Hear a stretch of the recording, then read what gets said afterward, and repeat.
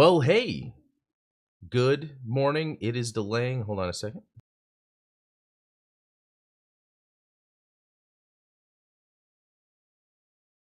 Okay. There we go. I think we're good now. Yeah, kind of weird. I went to go start the stream and then it said OBS crashed, but it didn't crash. It was just hanging for a long time. And when that happens, then you have to remake everything. Oh my gosh. Well, good morning. Happy Monday. I guess that is right for a Monday. Yeah, no, this is the BlueGamer Bluecast morning show. I am your host, Adam Blue, professional video game enthusiast for over 30 years, so lots of knowledge when it comes to gaming. Usually with this morning show, I'll talk about what I've been doing gaming-wise, and then some of the latest news. You know, sometimes there's not too much news, but I always have a lot to talk about. So yeah, good morning there, Ultronymous. Good to see you here.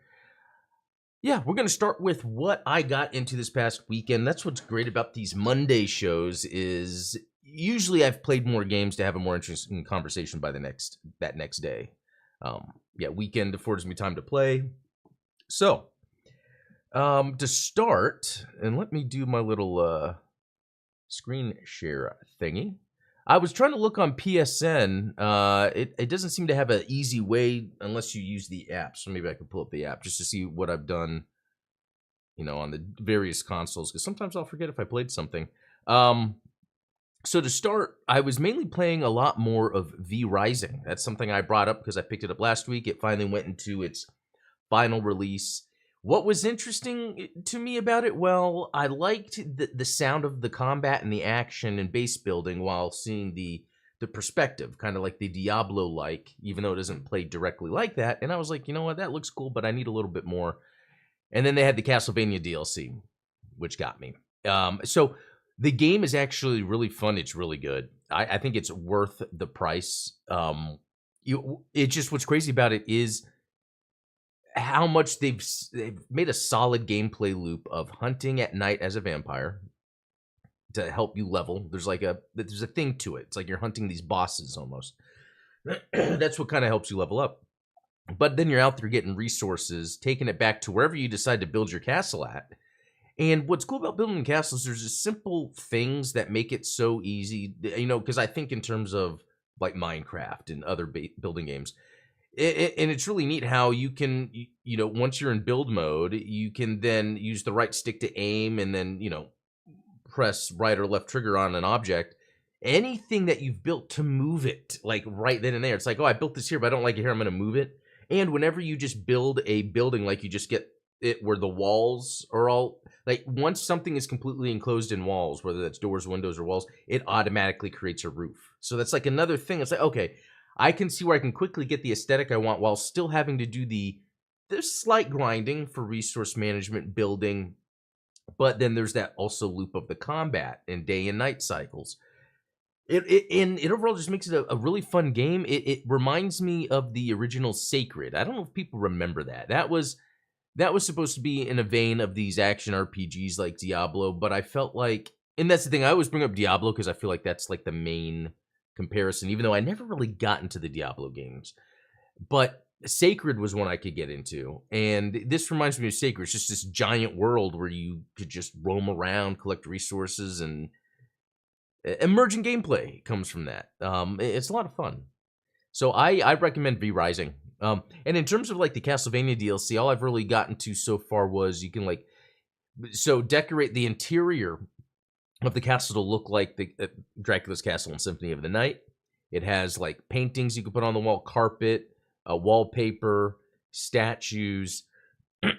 Other decorations are in the style of Symphony of the Night, and it looks really cool. I'm waiting to unlock more stuff for my character to look more like Alucard, and you unlock music, Castlevania music to play in game. So I'm looking forward to that. Okay. There's this Fallen City Brawl demo. That's something I just got into recently. There was a post about it that looked cool. I decided to try out the demo. Give this a shot. The game's not out yet, but give it a shot. Curious what all of you think out there, because it is a side-scrolling beat-em-up, but I really like the graphics and the way it does the zooming in every once in a while, because it uses pixel graphics, so it's having to like do an effect that you would see like in 32-bit era 2D animation or things like on the 32X. And I really like the combat so far. I feel like there's probably some more polish that needs to be done, and that's why it's not ready yet. But yeah, when it comes out, it's gonna be a lot of fun. And you know what? While I'm here, I wonder if I can quickly show some of the screenshots of V Rising. Now, my castle is not only in a completely different location, but looks completely different now. But here's kind of showing the interior. Let me move this over here more. Okay, there we go. Where we could see like there's this door back here that has a Symphony of the Night kind of style to it. There's an Alucard statue right here. And this goes into this other area before I close that off, but I don't even have this castle anymore.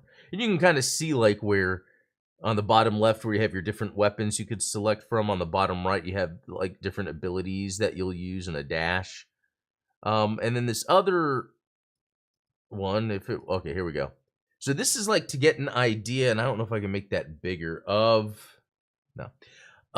the, like the open world. Oh, there we go, that helped. So like when I started, that I think is my second castle, because I think my first castle was down here somewhere. And that's another neat thing about it is as you move through the world, it's like you don't want to be so far away from the new areas that you're exploring. So you could do this thing where you pretty much teleport your castle somewhere else. That's kind of like a Dracula thing. I mean, at least in Castlevania, Dracula can teleport the castle around. And it's basically you take the heart of the castle, wherever you're in a new spot, you kind of like say, okay, I want to build the heart here. And then it says, okay, transfer everything over. So it like then gives you all the, in your resource management, you'll see numbers for all the resources you had from the other castle that you can rebuild it in the new spot, which is another great quality of life improvement on top of the kind of survival, like base building thing. It's just, it's very easy to like, just quickly move that aspect around so you don't have to worry about it too much. Because the combat can be pretty tough, especially if you're going out there fighting a boss that is a little higher than you and then you get caught up with everyone else. The scariest thing is when you're trying to fight and you can't, and then the sun's about to come out, and it gets pretty crazy. Because, yeah, when you die, you pretty much drop your, not everything, but just like resources you had that you'd gathered in a bag, and you have to go back and get it. Which that's never really been a problem. So death is not a problem. I think the main issue is the inconvenience of sometimes having to travel. But you unlock warp points, and there's a lot to this game. It's pretty good. Okay, you know, and speaking of Castlevania, I also played, and see, I was trying to pull it up on the web, and I don't think I can. So I played some more Symphony of the Night yesterday. It says I've got, you know, this is on the PlayStation version. So this is the Requiem release that came out that had Symphony of the Night and Rondo of Blood. Between the two games, because I'm thinking it's adding it up, it says I have 32 hours. And yesterday, so since I beat it, you know, the base game is Alucard, I could go back and get other things I haven't got yet, but I'm also having fun going through as Richter, like the Richter mode. I mean, that's so fun for me because it plays like a classic Castlevania, but it's like the best that the mechanics, the feeling have been, especially with the whip, because Richter uses the whip, Alucard just, you know, uses various weapons. And yeah, just it's neat being able to go through that whole castle without having to unlock anything. It's like, okay, you have free roam of the castle. You can go directly, as at Richter, you can go directly to the inverted castle, beat Dracula, end it. But it's fun to just explore as Richter, because anytime you get an HP upgrade, it does upgrade your HP. It doesn't do that for hearts. There's no other weapons or things to unlock. It's kind of a straightforward Castlevania game in Symphony of the Night. Probably I'm thinking it's like, that's my favorite mode. So I'm going to have to go through, now that I'm beating all of these Castlevania games, go back to the ones that had Richter modes or modes similar to Richter, like if you use Julius or something like that. Anyway, the other one, and I think this is very interesting. So I played Immortals of Aveum. I don't know if you guys are familiar with that game. It came out last year, I think late last year, and it was a EA produced game. Let me type Immortals of Aveum. And so I didn't bother playing this game just because it looked so generic. And sometimes I hate that when that happens. Also, the name didn't help. There's been a few games that have come out recently with their own unique identities with Immortals in the title. The main one I can think of is Immortals Phoenix Rising, which is probably not the best name for that game. They could have just called it Phoenix Rising. So Immortals of Aveum, very interesting. The only reason I played it is because I have the PlayStation Essentials, and this got released on that. So I was like, I'll give it a shot. I was just hanging out with the wife on the couch. She was on her phone. I was like, I'll give this a shot because I had just been playing Castlevania. And so my main takeaway of this is one of those Sony-styled, highly produced prestige games, right? Just by the way it looks, and to be honest, the way it plays, because it's not really hard, but it gives a lot of interesting things you can do. And a couple interesting things about this had a budget, I want to say 100 or 150 million, I forget. The game did not sell well at all. This was ex-EA and some other company developers that weren't with EA. They were obviously developers that had a history in shipping games, so they went to a venture capital firm and they're like, hey, we want to bank on a AAA game, because this is like back, I'm sure 2018, 2019 was when they started working on this. I forget when it was exactly, before the pandemic. So what happened was you get to a point where right before the pandemic, it was like, oh yeah, people do like single player games, especially because of Sony PlayStation. People like big budget, highly produced single player games.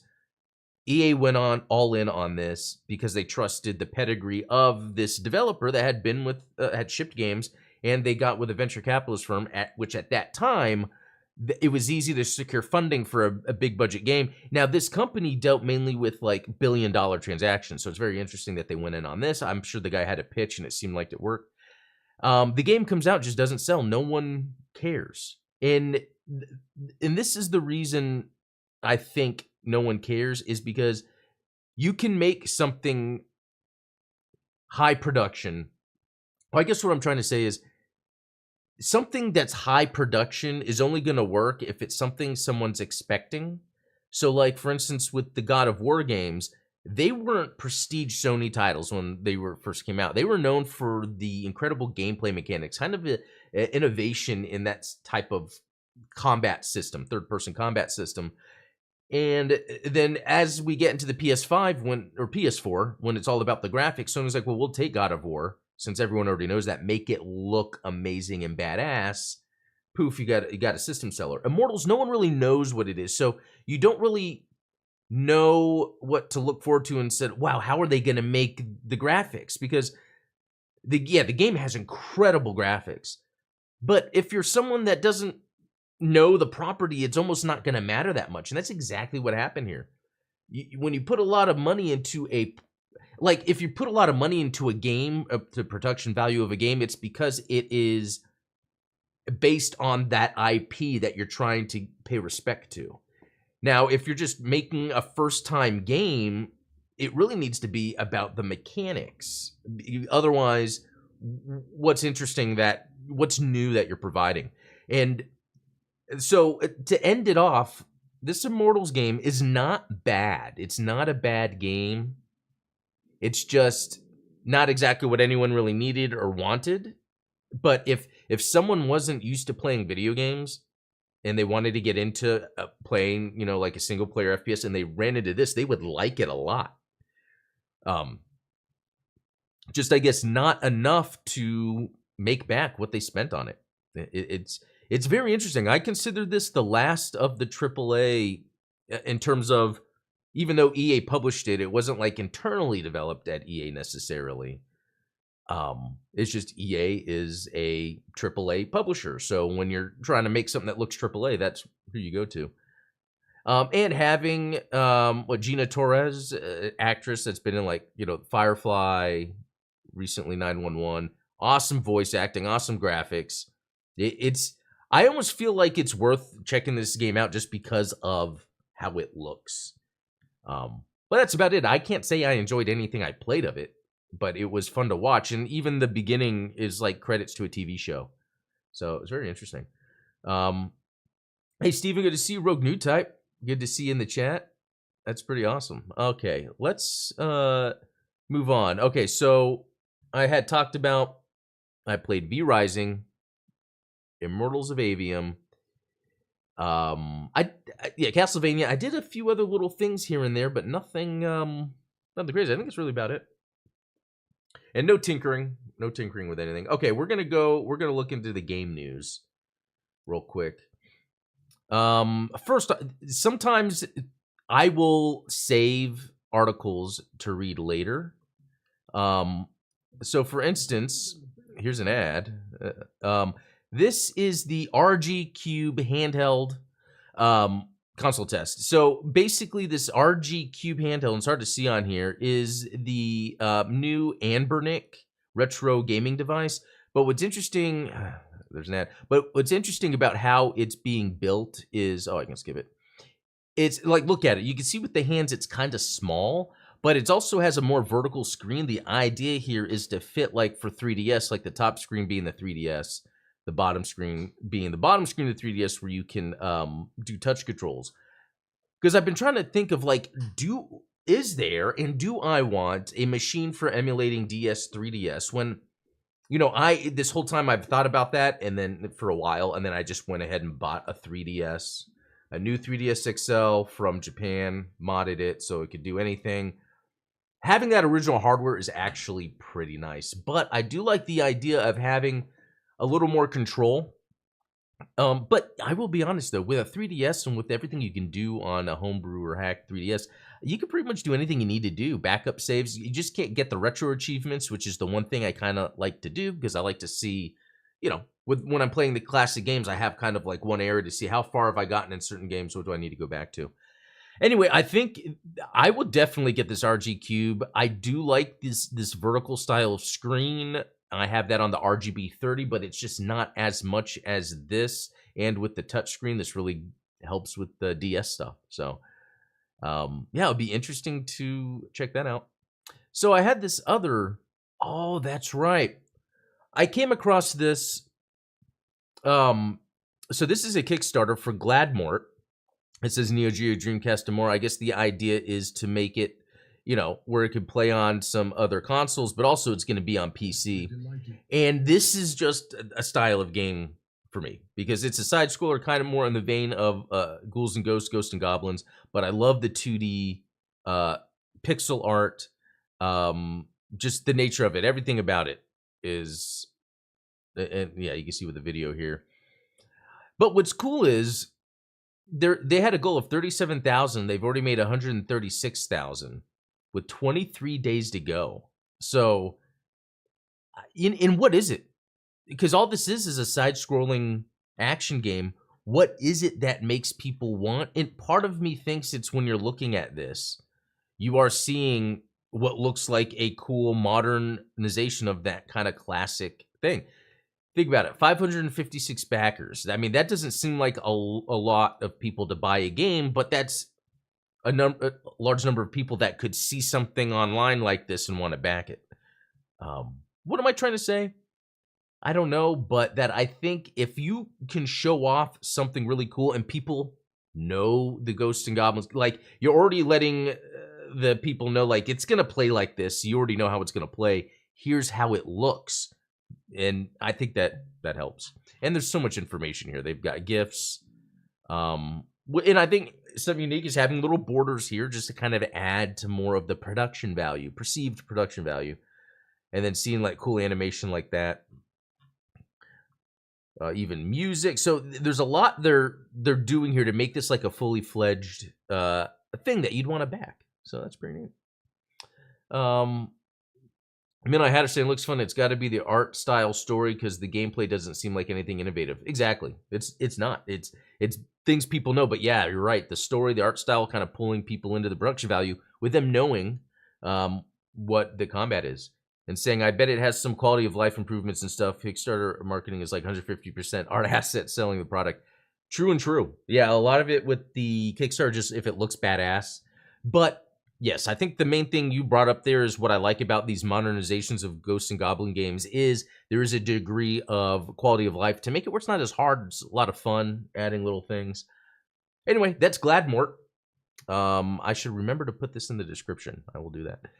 All right, let's look at some other news. So we've got a company that is raising money. So if game companies are raising money, I think we're okay. It's just about what they're doing. Yeah, by another venture capitalist firm. Okay. Some layoffs. Unofficial PC ports of N64 games could be about to get a lot easier. Okay, I don't know why I had trouble with that. Yeah, something about being able to run an N64 game natively on PC. It would be like an EXE. I read about this earlier. I find that fascinating. I like to see how that, it's very interesting. Like, I've come around to realizing, like, the N64 had really good games, but they didn't really all age that well, other than Mario 64, or mainly the Nintendo ones. Let's see. Square Enix confirms it's canceled games which don't fit with... Yeah, that's another thing. Companies canceling games. Bandai Namco announced that earlier this year.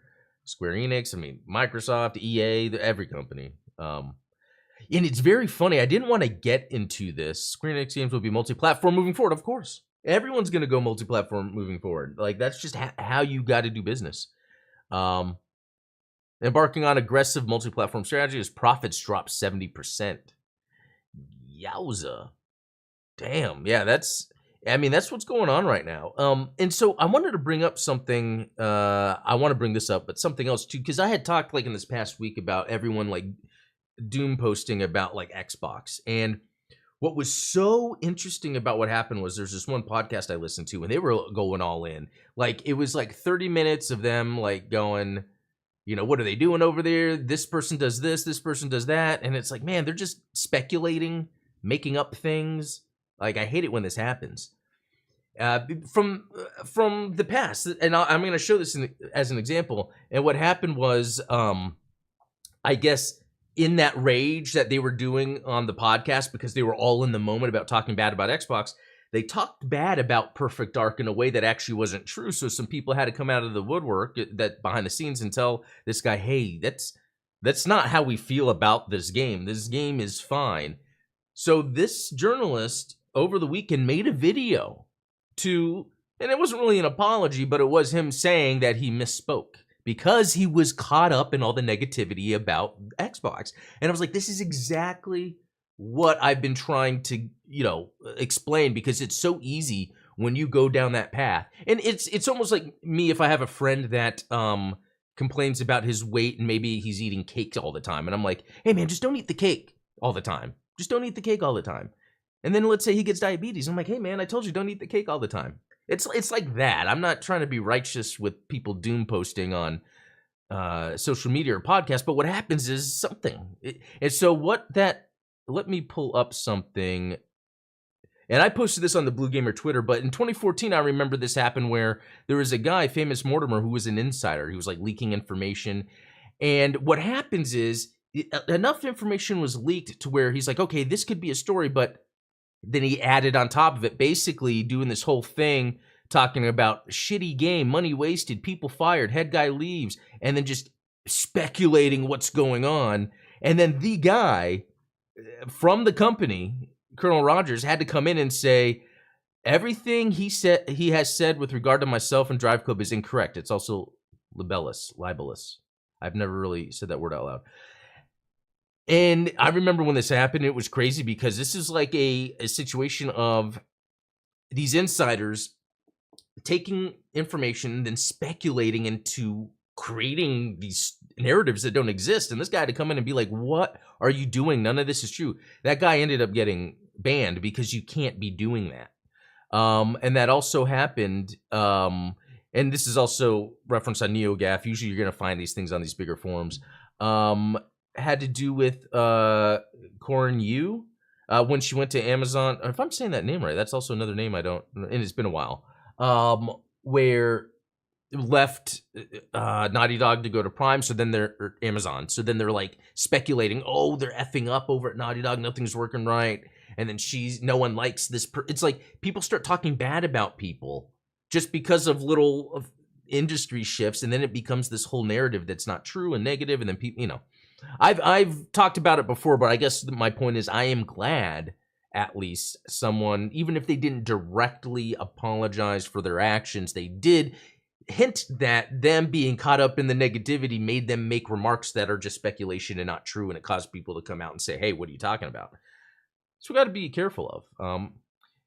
Okay, here's something that's cool. Little Kitty Big City sells 100,000 units in 48 hours. So the cat games, for some reason, do well. I guess next game I pretend I'm going to make it should star cats. What's cool is this is on Xbox Live Arcade, or why did I call it that? It's on Game Pass. Xbox Live Arcade. No. Yeah, it's on Game Pass, which is cool because I wanted to try it, but I didn't necessarily see myself buying it because I'm really interested in cat-based games for some reason, even though so far they haven't really turned out all that well. There was Stray, which Steven's a fan of, but internet loves cats. Yeah, that's what it is. All right. Let's see if there's anything interesting other than the non-interesting that used to pop. A lot of times it's these like sales charts, which are interesting, but I don't need it all the time. Dying Light player count soars by 330% amid sales spree. Wow, that's amazing to think. Where sometimes a game could go on sale, you get so many more new players. It's pretty awesome. A new Sly Cooper game isn't in development by Sucker Punch. Okay, interesting. That's funny because that was another speculation by the same person I was just talking about, where they made a video to clear. Yeah, his video is a perfect dark and summer game mess update where he talked about which is causing Ghost of Tsushima 2 to take a long time to release. See, that's what's funny. It's okay. Ghost of Tsushima 2 is taking a long time to release by who? Like, who says it is? So then he's just speculating it's because they're making a game. You see how this stuff is sometimes like, and that's another thing. I've done speculating where I'm saying things that aren't necessarily true, but I'm not coming in from a perspective where I have insiders that are filling me in. Okay, there are a couple, but it's usually very surface level stuff. Nothing that can give me like clout as a investigative journalist, nor do I think I really want to be. But yeah, I got to be careful with that stuff. Let's see. Hey, I'm gonna scroll. We're getting near the time just to see if there's anything else. New info surfaces on former deviation devs Sony backs. Former. Okay, well. Yeah, yeah, just some more stuff. Oh, what they form a new studio. That's interesting. But you just don't know. Between laying off and forming, it's like we don't really have an idea exactly of what these publishers are planning on doing. It almost seems like they are wanting to make these smaller games and maybe, you know, small free-to-play games. I don't know. I really don't know what to take any time they